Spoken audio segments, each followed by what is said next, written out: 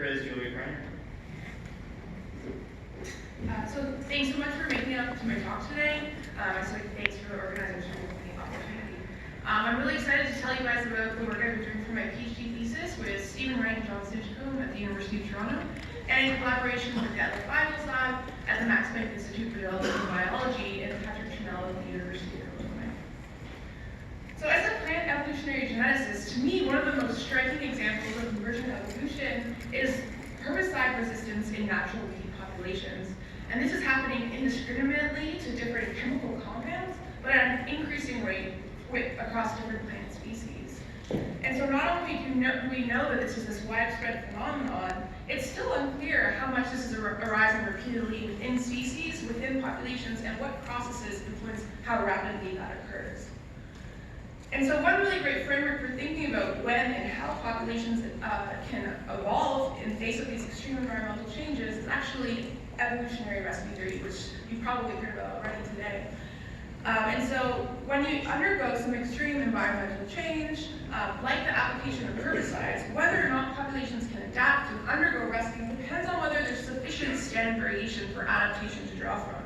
So at one end of this continuum, you might have local extinction, and at the other end, populations might persist with very little perturbation whatsoever.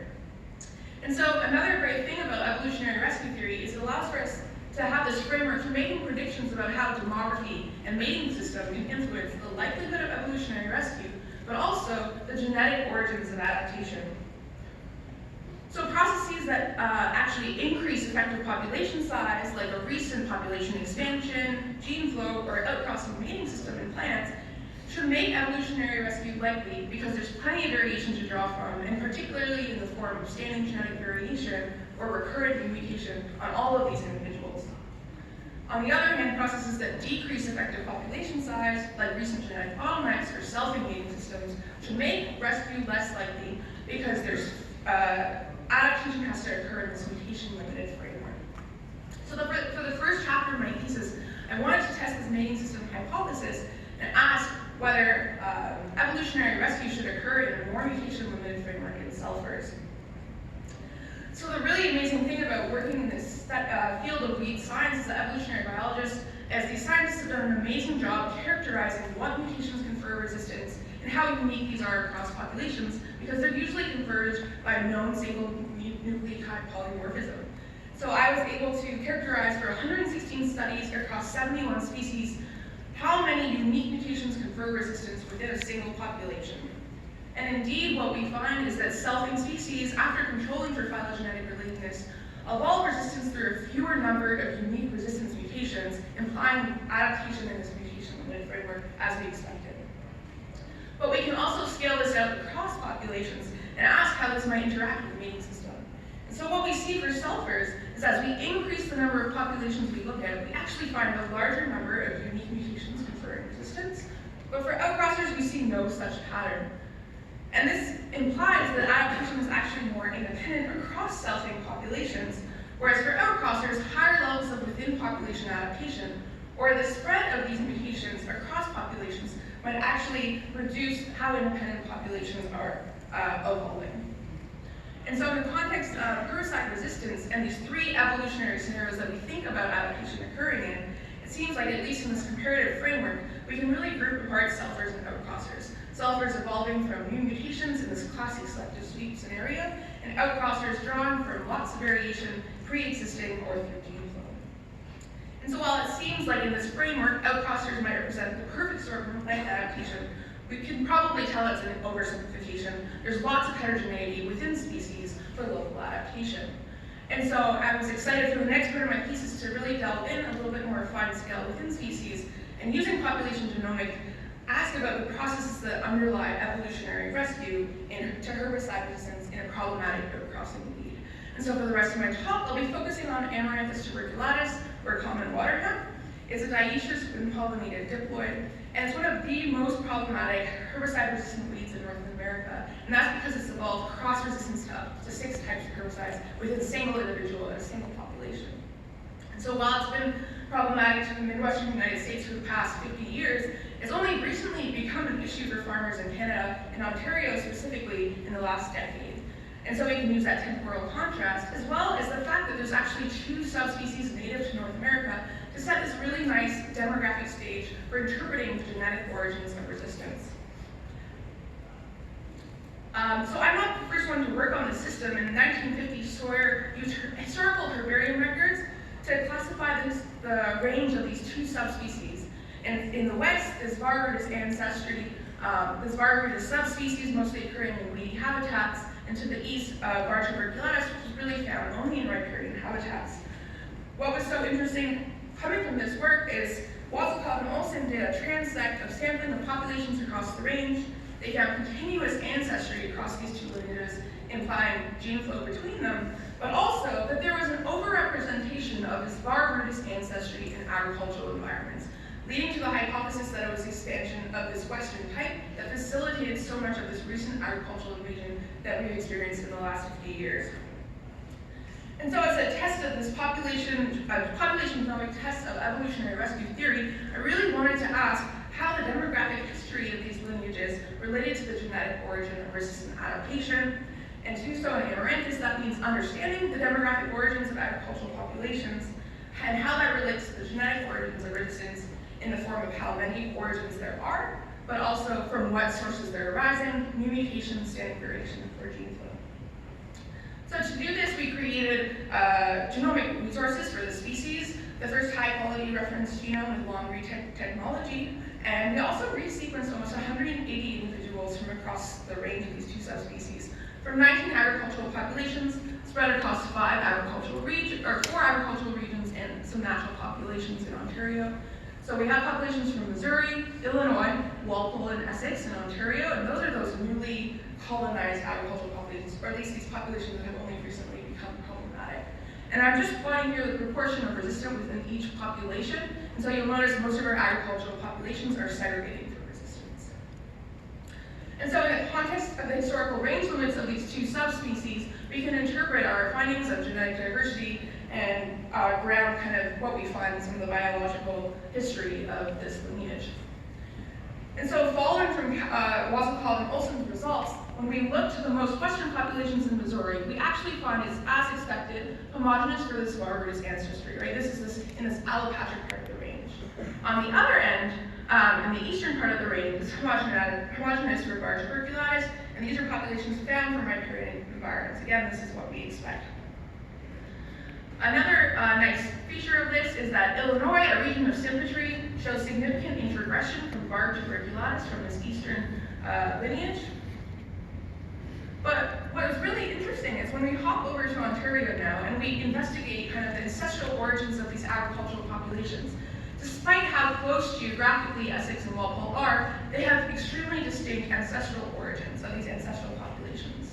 And so Essex is actually homogeneous for this western type, and if you remember, this is outside the historical range limits of this Varrotus ancestry. And so it seems as though there must have had to been a seed translocation to give rise to this Essex population. And this also fits with our demographic model that estimates a rapid demographic expansion of Varrotus to up to 10 times the size of the ancestral population.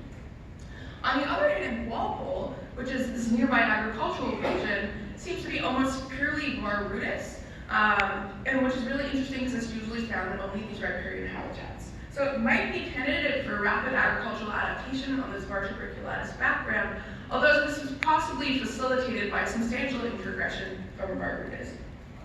So coming back to our key questions, it seems as though there's multiple demographic origins of these agricultural populations in Ontario, and this could also be facilitated by the recent expansion of Varrotus ancestry. But now we can really use this as a backdrop to understand the genetic origins of resistance and why this might differ across the range and the context or demographic history. So I haven't actually talked about herbicides much at all, but the herbicide that's most problematic today is actually Roundup or glyphosate herbicides, in that it's so widely used that it's becoming a real issue for herbicide resistance adaptation in weeds. And so the target gene we know is EPS-PSPS. What we see in our samples is resistance is predominantly conferred by an amplification of this gene, such that in Walpole we have a copy number of up to 30 for this gene, and in Essex this is constrained a little bit lower to 15, and the same in the Midwest.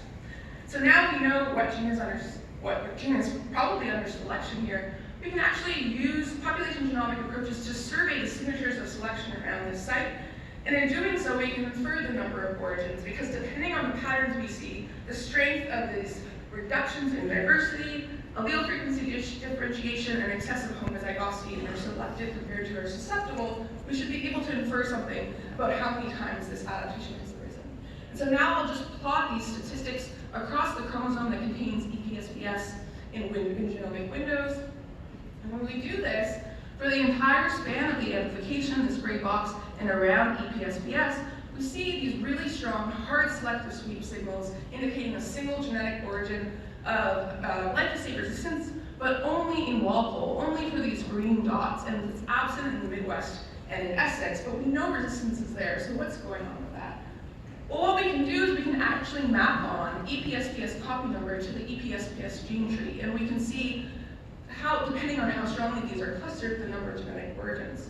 And going along with this hard selective sweep signal, we see a single genetic origin of resistance in Walpole, but in Essex and the Midwest, you see that high copy number individuals are distributed all across the trait, implying multiple genetic origins.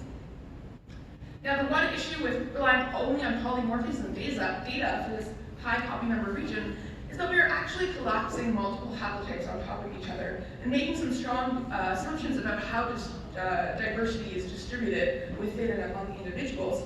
So as an independent validation of this, we can visualize similarity in the copy number profile, since it's such a large region, up to 7 megabases, and actually quantify how similar this is. So here I'm just showing along the genome here on the x-axis for 1 megabase around EPSPS. We can use the Spearman's rate correlation coefficient and do all pairwise comparisons of this 1 megabase region to quantify the similarity. In Walpole, we see that almost all individuals are perfectly correlated, implying adaptation from a recent de novo mutation. But the story is very different in Essex and the Midwest. If you remember, Essex seems to be this seed translocation event, and actually, while we see no really strong within population correlations, we see high correlations interdispersed with Midwestern populations, implying adaptation to glyphosate through gene flow. And in the Midwest, we see the maintenance of multiple independent haplotypes across the range, implying either adaptation from standing variation or recurrent mutation. And so coming back to our key questions, what's really interesting is it seems as though the nature of adaptation is polarized across these different ancestral lineages. And var tuberculatus in Walpole, which had a smaller effective population size and is largely stagnant demographically, is evolving in this mutation-limited framework from a single new mutation. But for var rudis, there's plenty mutations conferring resistance and lots of evidence for gene flow for the spread of resistance across the range. And so the main takeaway from this section is that the genetic source of evolutionary rescue really does depend on the historical context and effective population size of our focal region.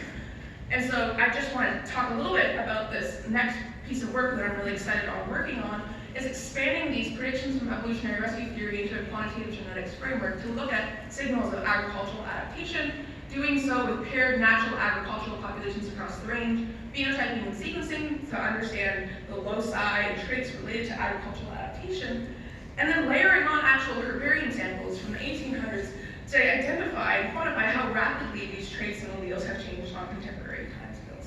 With that, I just want to thank all my collaborators and leave you guys with that.